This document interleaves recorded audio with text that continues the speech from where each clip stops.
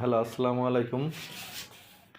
আমি বর্তমান সময়ে এখনও বাসার বাইরে বসে আছি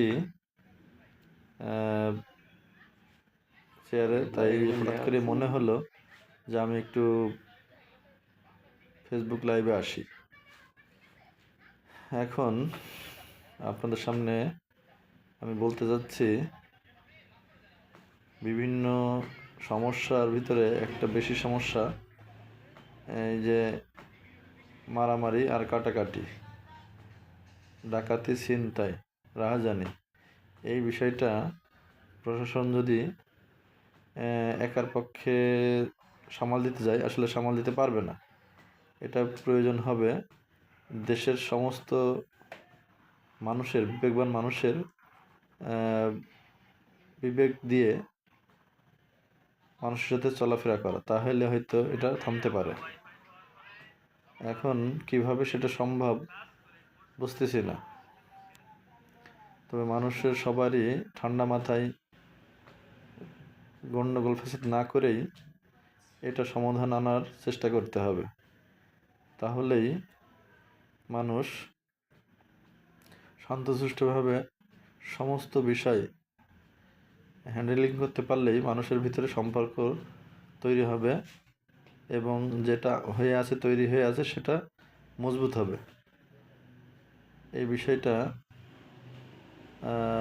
কোনোভাবেই আর যেন বর্ধিত না হয়, মারামারি, কাটাকাটি, ছিনতাই, রাহাজানি। তারপরেও রমজান মাসের উপলক্ষ মানুষের আসলে শান্ত হওয়া উচিত, সংযমী হওয়া উচিত।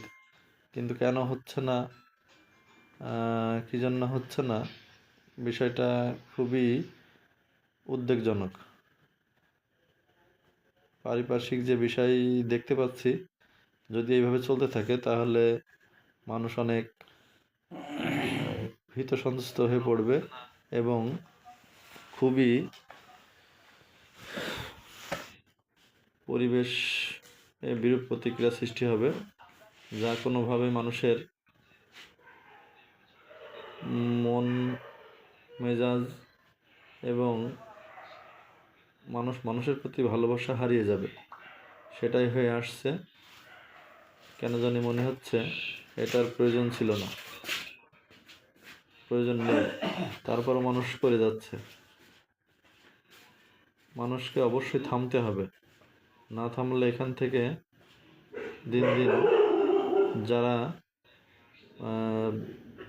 ছোট আছে, যারা এখনও শিক্ষা গ্রহণের বয়স যাদের, তাদের থেকে যে শিক্ষাটা নেবে সেটা দেশ ও জাতির জন্য ভয়ঙ্কর অকল্যাণকর পরিস্থিতি তৈরি হবে। ঠিক আছে, এই বিষয় নিয়ে কথা বলে ভালো লাগলো। আপনাদের কেমন লাগলো জানাবেন। লাইক, কমেন্টস এবং শেয়ারের মাধ্যমে জানাবেন। আল্লাহ হাফেজ। ওই লেখা সামনে